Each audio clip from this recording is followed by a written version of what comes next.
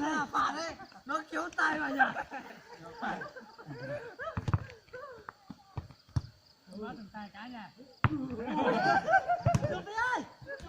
Chết bóng thế thì chết rồi.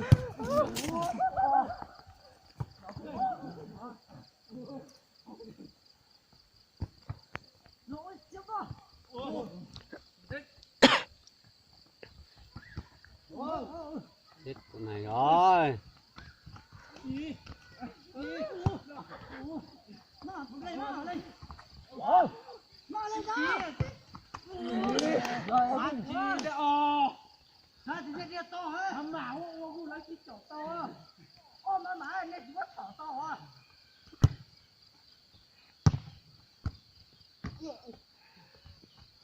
Chạy đi, chạy tôi phải đi.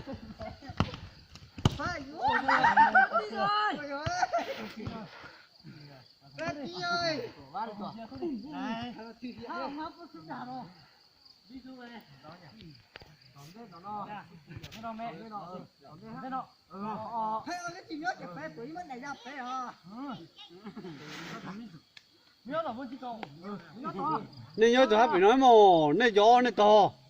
Anh chỉ để on về chỉ khởi xuống ha.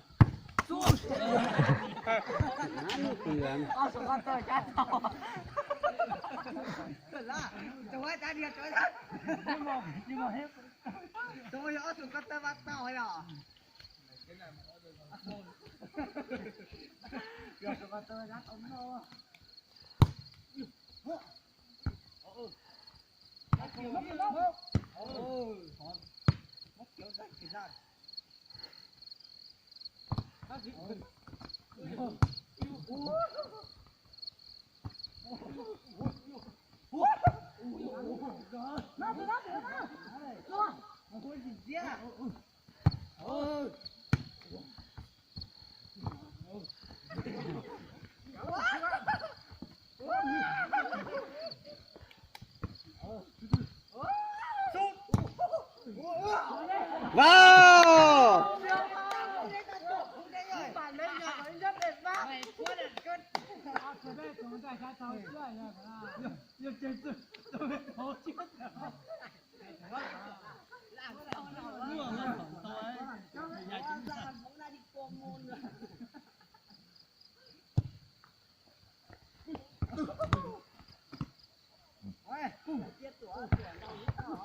Lên đi không, ông sút trộm với mặt luôn rồi.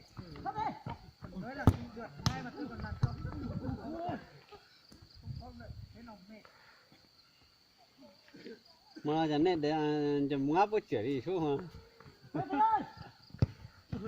thấy, mày thấy, mày thấy.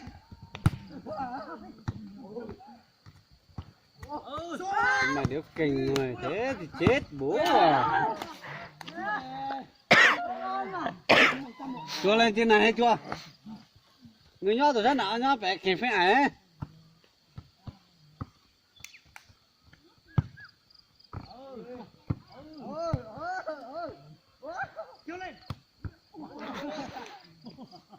Nhỏ phải kịp phải ấy tao nói gà mỏ tuổi rất nào à.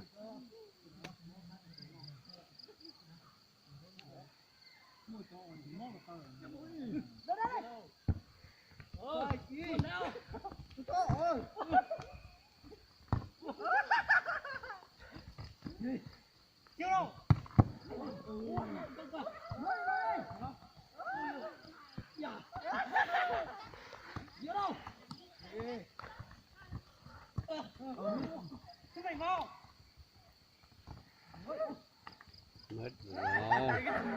Biết ngay mà. Không biết làm tí đâu.